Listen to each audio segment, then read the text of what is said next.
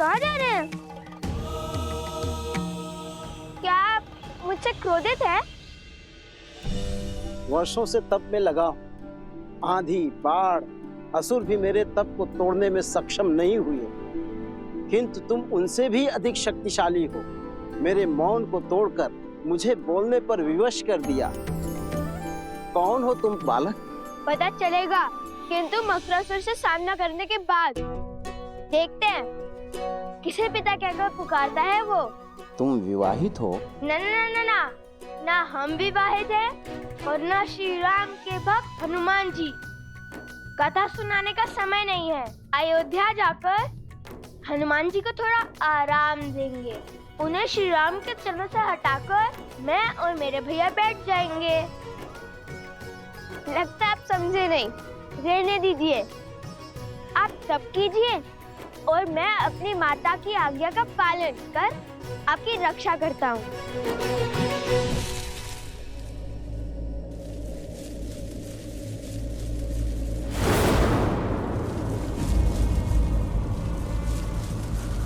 ये वृक्ष तो सूख रहा है। अर्थात मकरासुर निकट है। ये उसी का प्रकोप है।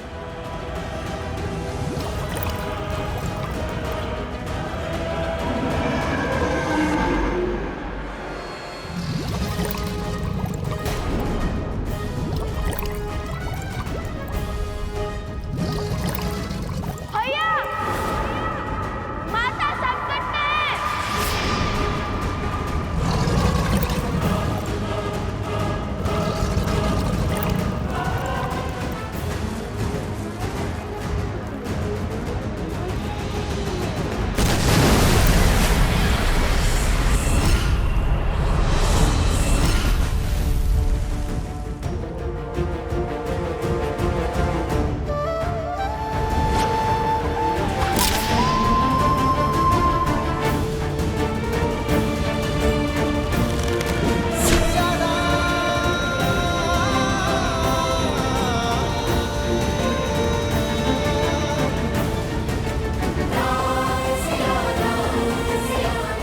सीते,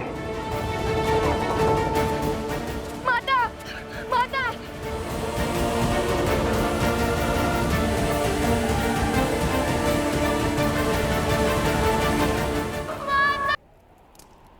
माता, माता। ये कैसा अनर्थ है पिताश्री? देवी सीता मन की शांति पाने निकली थी, वो किस घोर पाश में बंध गई? ये पाश नहीं है पुत्र, मुक्ति का मार्ग है। समाज की मुक्ति, संसार की मुक्ति। जिनका अंतःकरण शुद्ध होता है, नियति उनसे ऐसे ही भलाई के कार्य करवाती है। उनके तो स्वार्थ में भी निस्वार्थ की भावना छिपी होती है, जिससे जगत का कल्याण होता है। किंतु लवकुश, इस विपदा में कौन करेगा उनकी सहायता? नियति चक्र की अपनी ही गति होती है। हमें धैर्य रखना होगा। उसके पश्चात विधि के इस विधान का कारण तुम्हें भी ज्ञात हो जाएगा। गणेश, मेरे पास आओ पुत्र।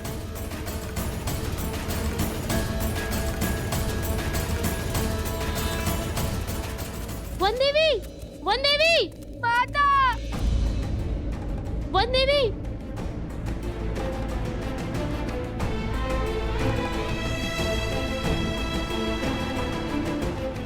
नहीं, आज तो पूछो कुछ नहीं होगा माता को।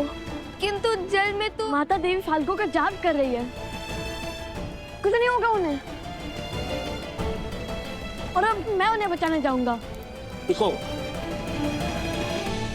जल में कूदने से कोई लाभ नहीं होगा। जल में मकरासुर की शक्ति का सामना करना असंभव है। उस दुष्ट को हराना है तो उसे उसके साम्राज्य से, इस नदी से बाहर निकालना होगा।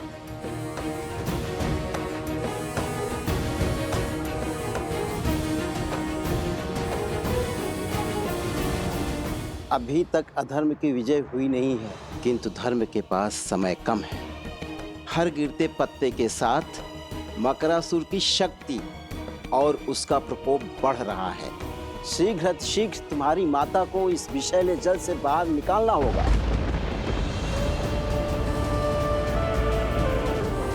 सीते,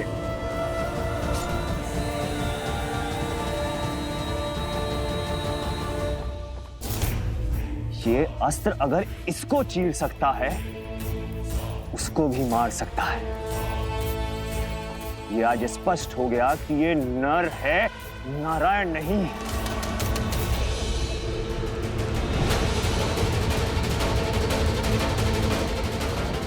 प्रभु,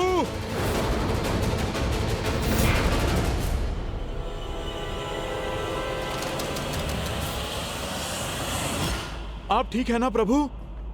मन बार बार किसी अनिष्ट की ओर संकेत कर रहा है हनुमान, किंतु युद्ध भूमि में लड़ रहे योद्धा को संसार की कोई उलझन उलझा नहीं सकती।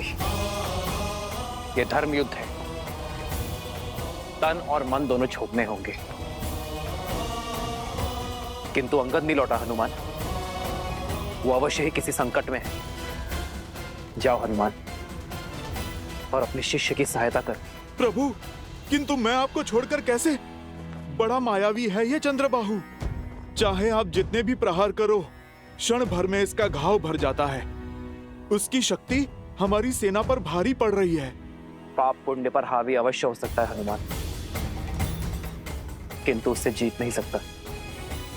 जब समस्या का समाधान ना निकले तो दृष्टि नहीं,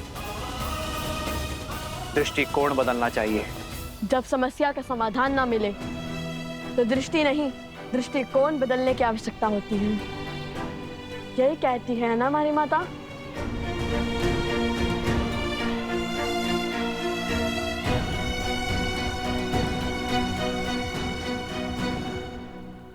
यदि वो जल के भीतर शक्तिशाली है और उसे बाहर लाना संभव है, तो फिर हम जल को उस तक पहुंचने से रोकेंगे, नदी का प्रवाह अवरुद्ध कर देंगे। ये कैसे होगा लव? मुझे तो ये युक्ति भी असंभव लगती है। यह भैया के मुख से निकली बात कभी असंभव नहीं हो सकती।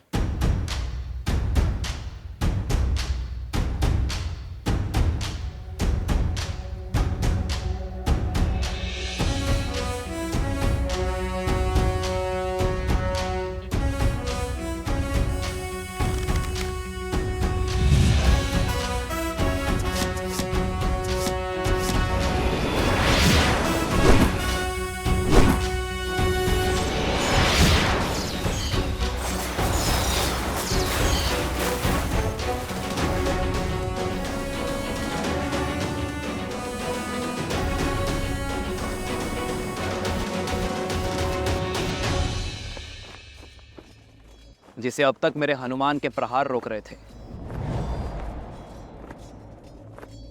उसे अब मेरे बाण रोकेंगे। वो मारा नहीं जा सकता, किंतु बांधा जा सकता है।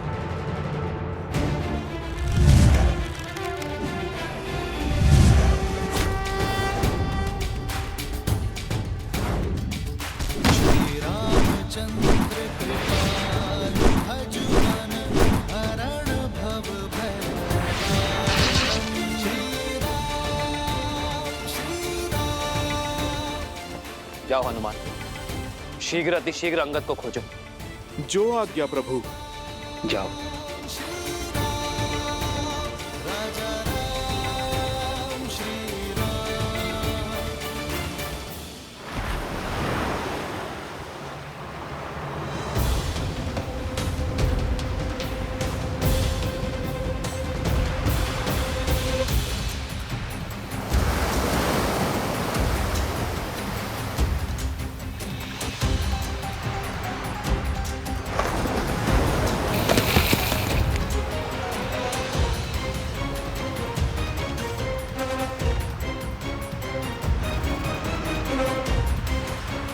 जल का प्रवाह बहुत तीव्र है, इस पे सेतु बनाना संभव नहीं है लव कुश।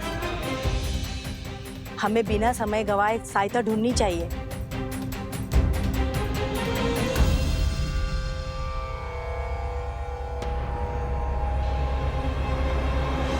अब हरी पत्तियां कुछ शेष ही रह गई हैं।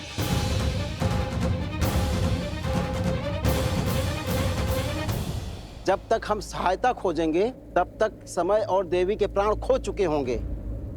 माता की रक्षा का प्रण हमने लिया था और उस प्रण को पूर्ण भी हम ही करेंगे, कोई और नहीं।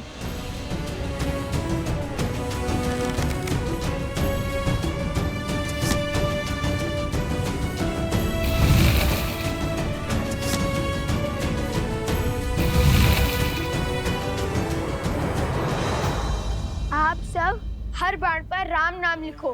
राम नाम में शक्ति है, वो सेतु बना सकता है, जल आश्रम तक पहुंचा सकता है, तो जल को रोक भी सकता है। अति उत्तम कुश। हम बांध को दोनों छोर से बनाना शुरू करेंगे और बीच में आ मिलेंगे। इससे नदी का प्रभाव बीच से निकल जाएगा और किसी एक और अधिक दबाव भी नहीं बनेगा।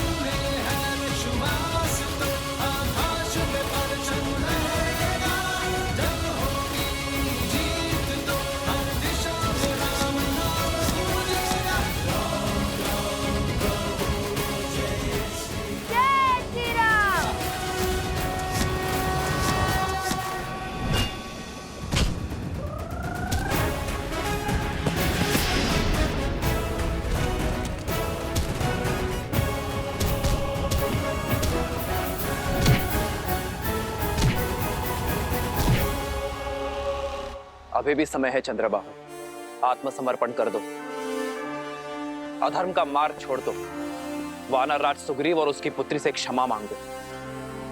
यदि उन्होंने तुम्हारे दुस्साहस को क्षमा योग्य माना तो यह युद्ध अभी इसी क्षण समाप्त हो जाएगा।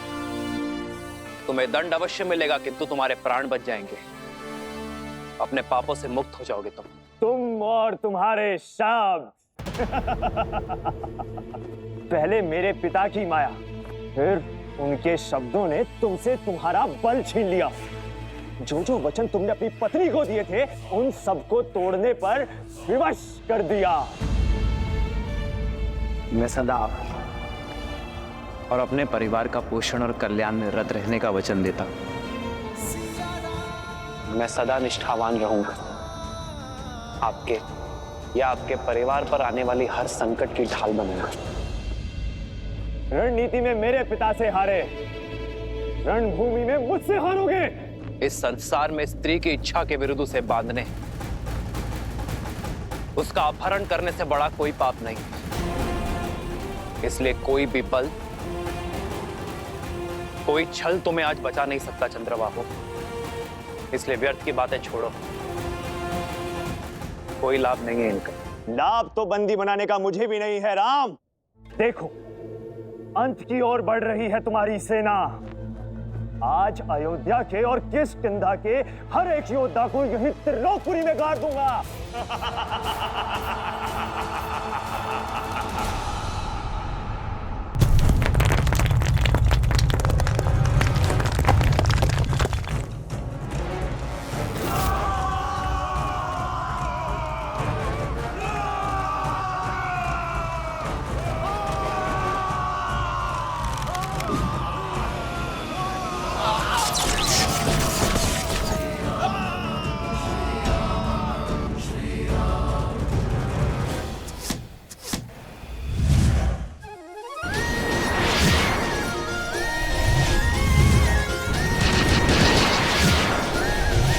आपके लव पुष्प आ रहे हैं माता। तनिक धैर्य और माता, बाण बनने को है।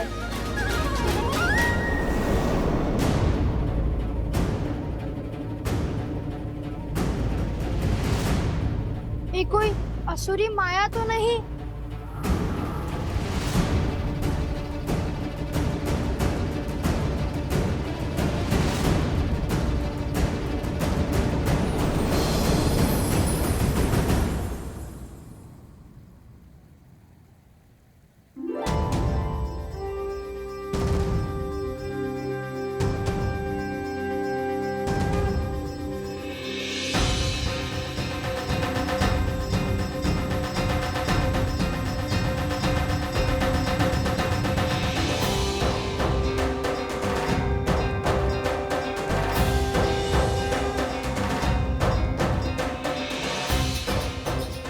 रूप की शीतलता और तन की सौम्यता से तो देवी लग रही है।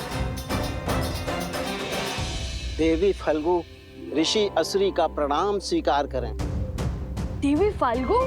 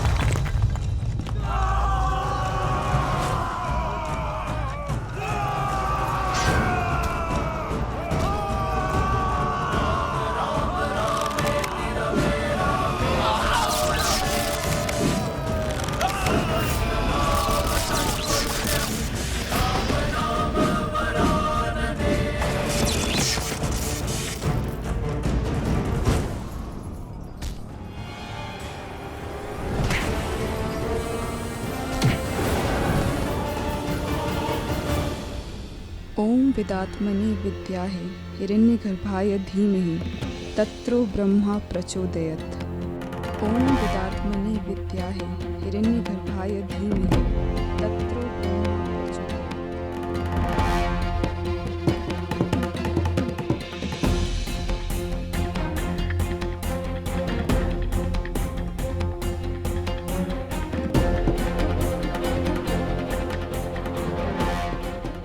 अंगद के यहाँ पे होने का प्रमाण तो मिल गया, किंतु वो स्वयं कहाँ है? अंगद! अंगद! अंगद! अंगद!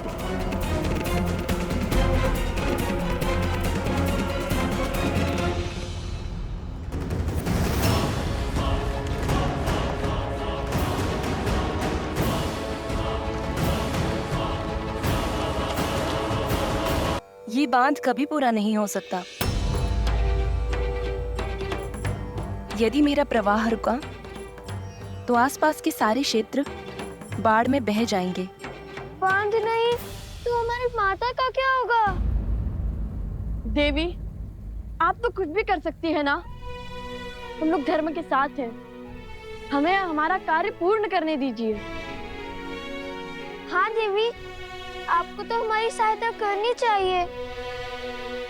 जैसे समुद्र देव ने सेतु बनाने के लिए श्री राम का सहयोग किया था, और हम तो श्री राम के सबसे बड़े भक्त हैं, हनुमान जी से भी बड़े। देखिए, मैं तुम्हारी दुविधा समझ सकती हूँ। कर पाती तो सहायता अवश्य करती, किंतु सत्य यही है, मेरे प्रवाह को रोका नहीं जा सकता। आप तो स्वयं माता है, आपके कारण जीवन है। क्या माता के बिना जीवन संभव है? श्री राम के धनुष पर ब्रह्मास्त्र चढ़ चुका था। समुद्र देव की क्षमा याचना के बाद उत्तर में ध्रुमकुलिया की ओर छोड़ना पड़ा, जहाँ राक्षसों का अधर्म शिखर पर था। उसी प्रकार आप भी अपना प्रभाव मोड़ दीजिए ना। बहाना ही है तो धर्म के बल से अधर्मियों को बहाइए।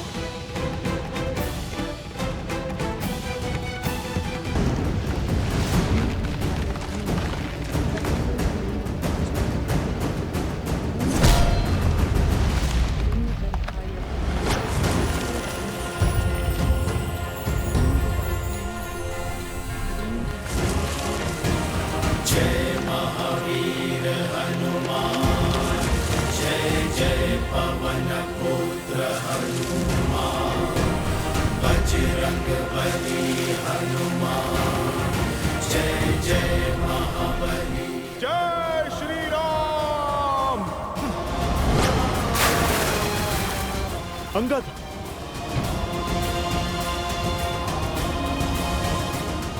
अंगद! अंगद! अंगद, तुम ठीक हो?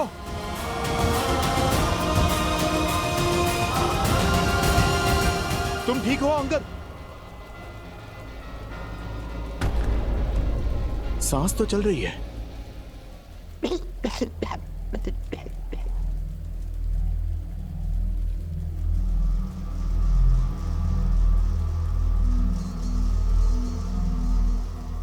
उसे रोकिए, अन्यथा ये युद्ध कभी समाप्त नहीं होगा। किंतु तुम अंगद, ठीक।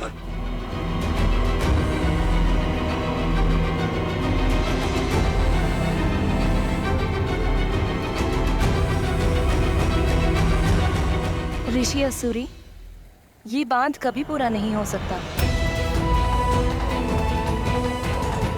मना मत कीजिए देवी। मान जाइए, आपको हमारी सौगंध।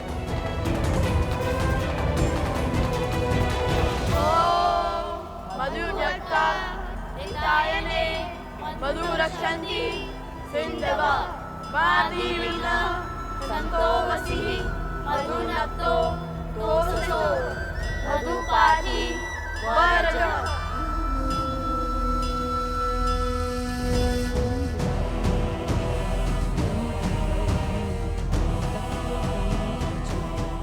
देवी, आप पत्नी धर्म की आड़ में अधर्म कर रही हैं।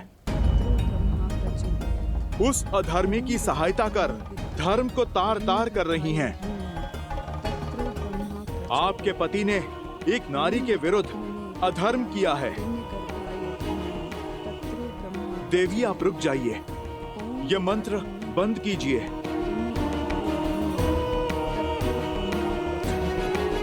तो आप ब्रह्म मंत्र का जाप कर रही हैं?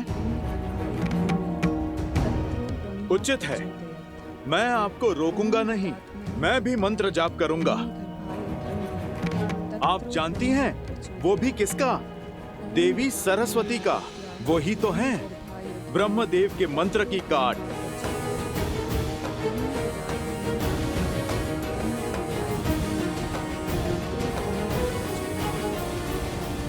हे देवी सरस्वती, आप उपकार करें, जो यहाँ की सूखी नदियां हैं उनमें उफान भरे।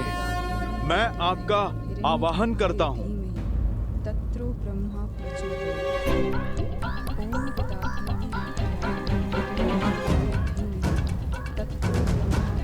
माता, आप आइए ना, बहा के ले जाइए इन असुरों को और इनके साथ चंद्रबाहु को भी। इससे पूर्व कि मैं मंत्र जाप आरंभ करूं और यहाँ की सूखी नदियों का उफान आपके चंद्रबाहु को बहा कर ले जाए। देवी, आप रुक जाइए, मैं आपको वचन देता हूँ, उसे मृत्यु नहीं, प्रभु श्री राम के हाथों मोक्ष मिलेगा। और देवी, यदि माता सरस्वती का वेग उसे बहा कर ले गया तो वो जहाँ जाएगा मैं उसे बिना अन्न जल के वहीं बांध दूंगा। जीवित रहकर भी मृत का जीवन जिएगा आपका पति।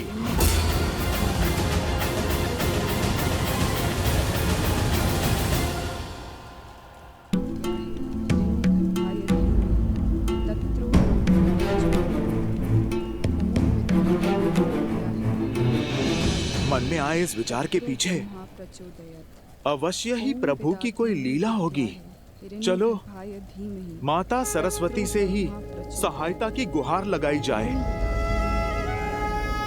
जय मां सरस्वती, मैं आपका आवाहन करता हूँ। ओम ऐं ह्रीं श्रीं वाग्देव्यै सरस्वत्यै नमः।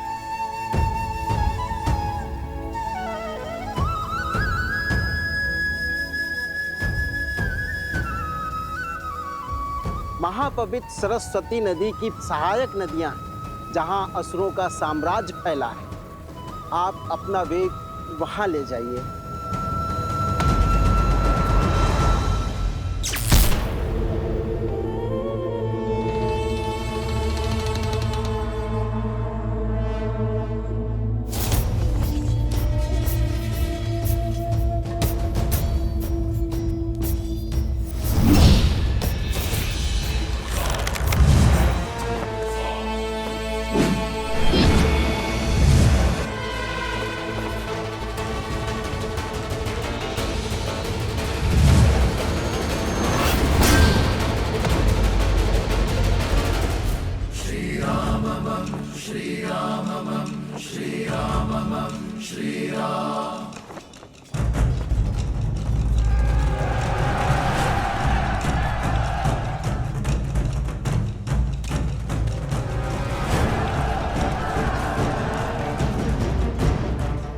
अब क्या करोगे राम?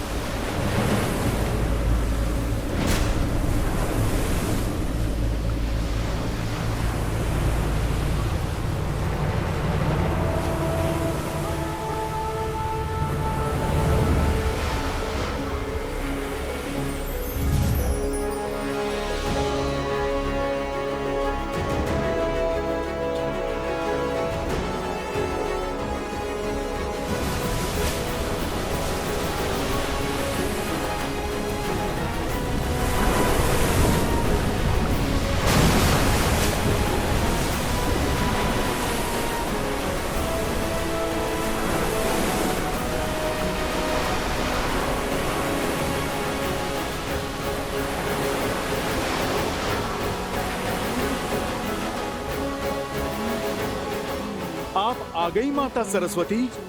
आप धन्य हैं आप।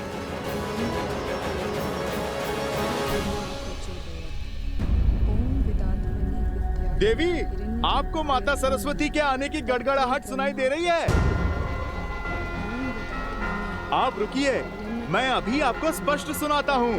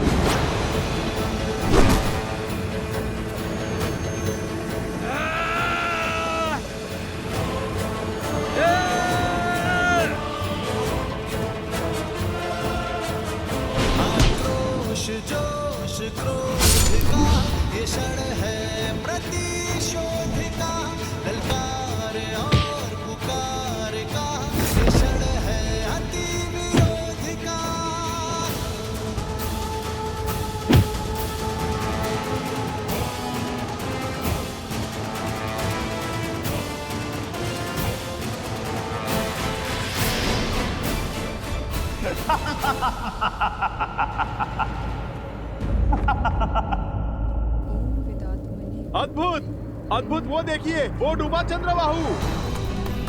अरे आप देखिए, देखिए ये जल का वेग कहाँ लेकर जा रहा है उसे। ये तो लगता है सृष्टि के उस छोर पर चला। चलिए, मेरा कार्य तो आरंभ हुआ। अब मैं उसे खोजकर बांधता हूँ। माता, मैंने तो आपको अवसर दिया था। अब आप मुझे आज्ञा दें। यदि आप मान जाती तो आपके पति मोक्ष पाते, किंतु अब तो उसे क्षण क्षण मरना होगा मेरे पास में। स्वामी,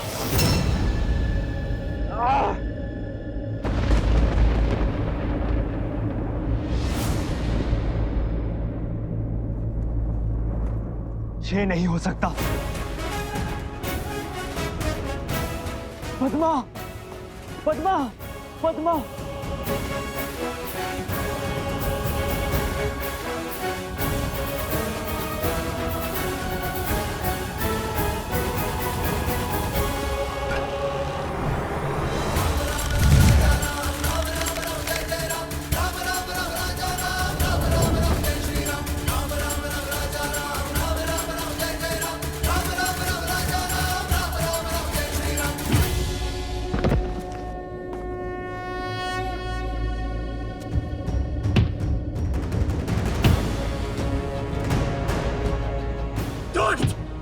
दुराचारी!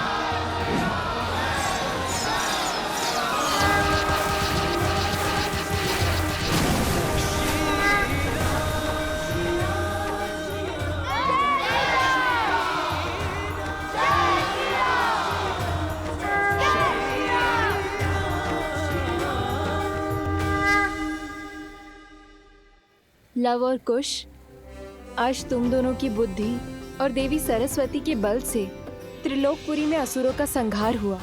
सहायता के लिए धन्यवाद देवी। मेरा आशीर्वाद सदा ही तुम दोनों के साथ है।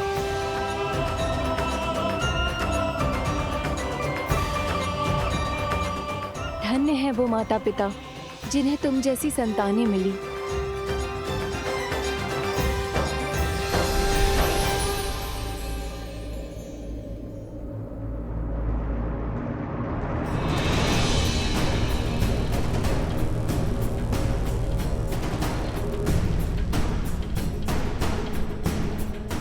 ये क्या है?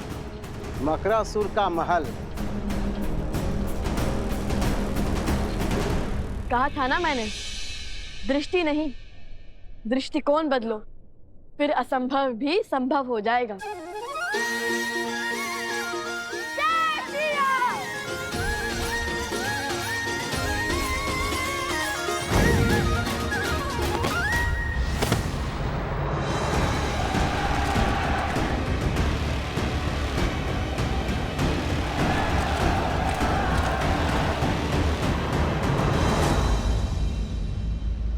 रुक क्यों गए महादेव, वो भी कथा के इस रोचक मोड़ पर? रुका मैं नहीं गौरी, रुका तो बुद्धि के देवता गणेश के विचारों का प्रवाह है। गणेश, किस विचार ने घेर लिया तुम्हें? माता, हनुमान जी ने माता सरस्वती का आवाहन किया और बाढ़ आ गई, असुरों को अपने साथ बहा ले गई। किंतु बाढ़ तो लवकुश के प्रयासों का फल भी हो सकता है। यदि वो दोनों फल्गु पर नहीं होते, क्या तब भी माता सरस्वती बाढ़ लाती? सूर्य अपने आकर्षण से धरती और चंद्रमा को खींचता है गणेश, और धरती और चंद्रमा अपने बल से सूर्य को खींचते हैं। यही प्रकृति का संतुलन है। इस कथा में भी हर कड़ी एक दूसरे से जुड़ी हुई है। संसार में जहां कहीं भी भलाई का कार्य होता है, वो भलाई के अन्य कार्यों को प्रोत्साहन अवश्य देता है। जैसे वर्षा के आगमन पर स्वयं समुद्र उठकर उसका स्वागत करता है, उसी प्रकार जब जब संसार में कहीं भी भलाई का कार्य होता है, तब तब भलाई का प्रत्येक अंश उसका स्वागत करता है। और फिर ये तो कथा ही जन्मों के संबंध की है, सिया राम की है। वो दोनों भले ही एक दूसरे से दूर हों, परंतु फिर भी एक दूसरे की भलाई का मार्ग अवश्य खोज निकालते हैं। अर्थात यदि एक व्यक्ति के सुकर्म दूसरों को प्रोत्साहन दे, तो धर्म की ये कड़ी अधर्म को धराशायी कर सकती है। हाँ पुत्र। अद्भुत, समझ आया। अब आगे की कथा सुनाइए ना पिताश्री। अवश्य। ये लो तुम्हारा उपहार।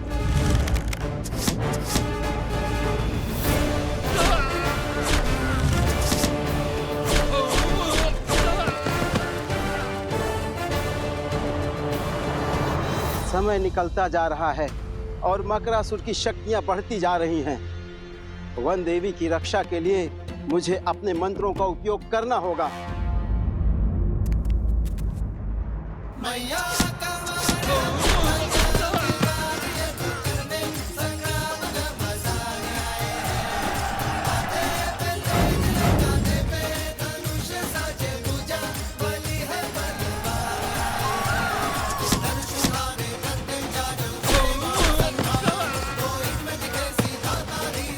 अति उत्तम।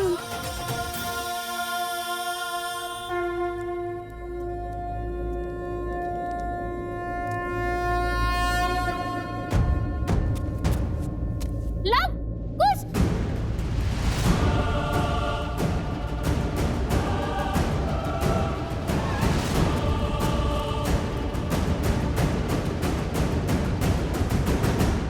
हमें उनकी सहायता करनी होगी, किंतु कैसे?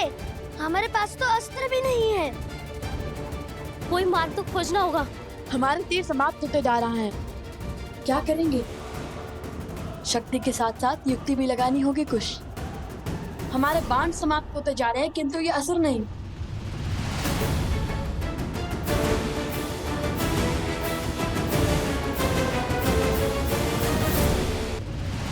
कुछ ये ध्यान करने का समय नहीं है।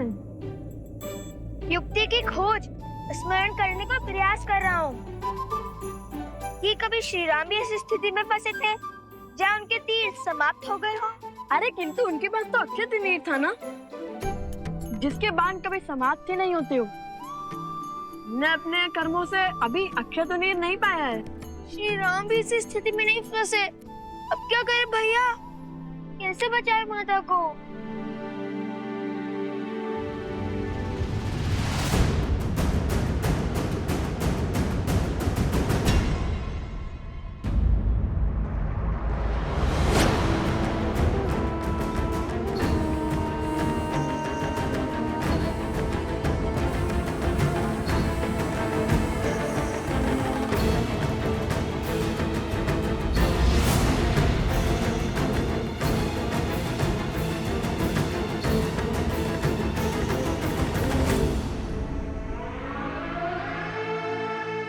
दाओ मकरासुर, तोड़ो सीता का तप। ये तप ही है जो धर्म को बल दे रहा है। ये टूटा तो हमारी विजय और इसके पुत्रों की मृत्यु निश्चित है।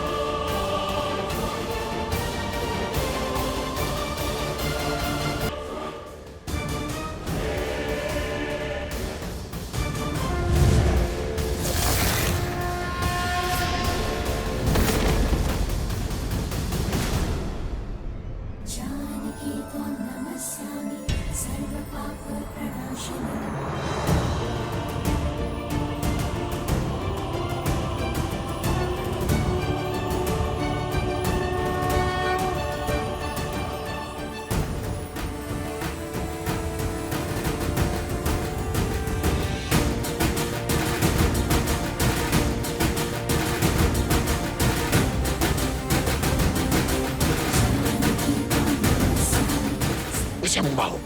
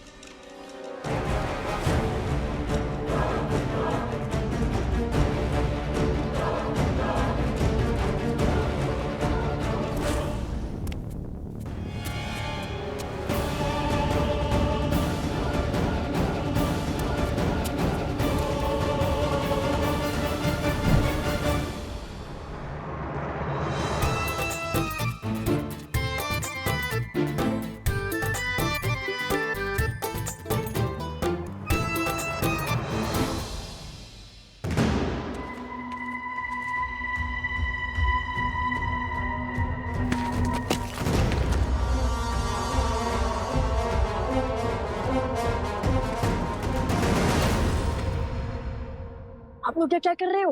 अरे शस्त्र आपके हाथ में कैसे? असुरों के अस्त्र लेकर आए हो? कहीं पलड़ा तो नहीं बदले तुम लोगों ने? अरे नहीं, ये तो हम तुम्हारी सहायता के लिए लाए हैं। जिन असुरों को तुमने मारा था उनके हाथों से।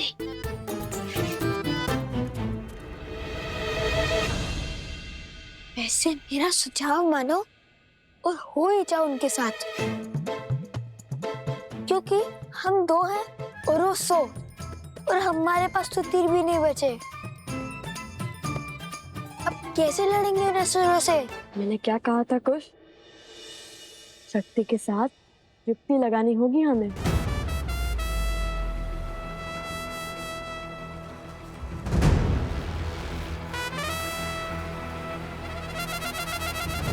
कब तक छिपते रहोगे बालको? सामने आओ। जितनी मेरी सेना को थकाओगे उतनी ही पीड़ादायी मृत्यु देंगे महाराज तुम्हें।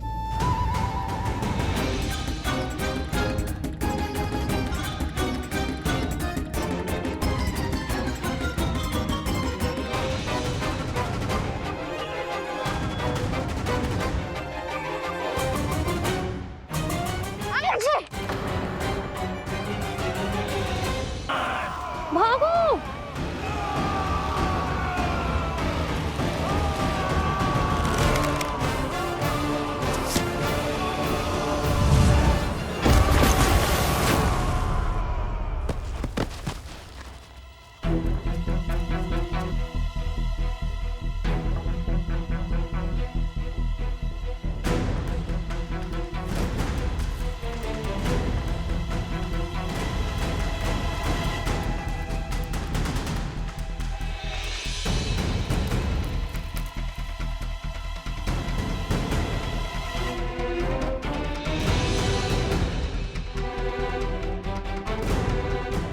कुछ मिल गई युक्ति।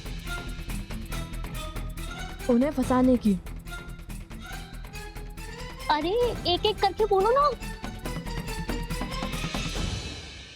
सैनिकों, वहां देखो पत्थर की ओर।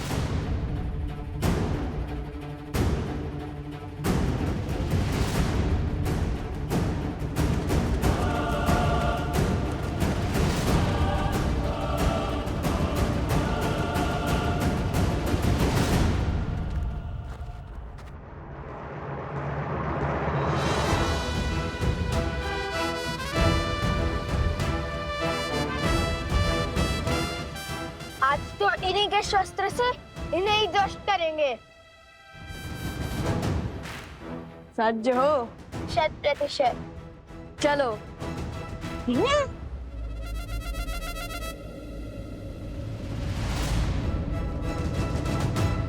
युक्ति तो तुम्हारी अच्छी है, किंतु शक्ति मात दे गई। ये चट्टान तो बड़ी खट्टी निकली।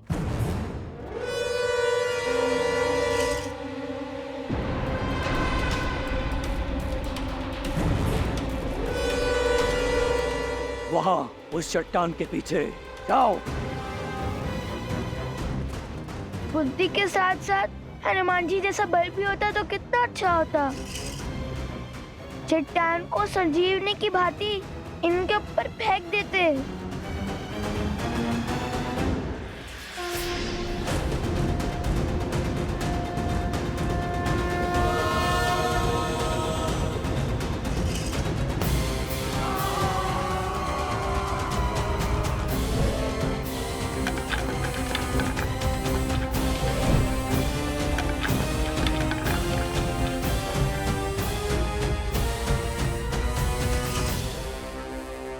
उन दोनों को लाओ, उन सबको बाद में देखेंगे। जाओ।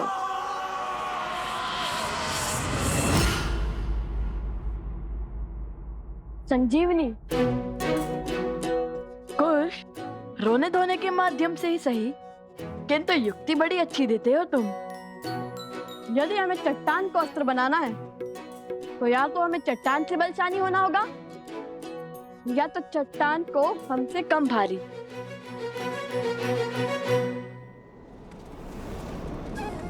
जिस राम नाम से सागर पर पत्थर तैर गए, उस राम नाम से ये क्यों नहीं तैर सकता? जैसे समुद्र देव ने राम सेतु बनाने के लिए श्री राम की सहायता की थी, वैसे हमारी माता को बचाने के लिए वायु देवी अवश्य हमारी सहायता करेंगी। अवश्य।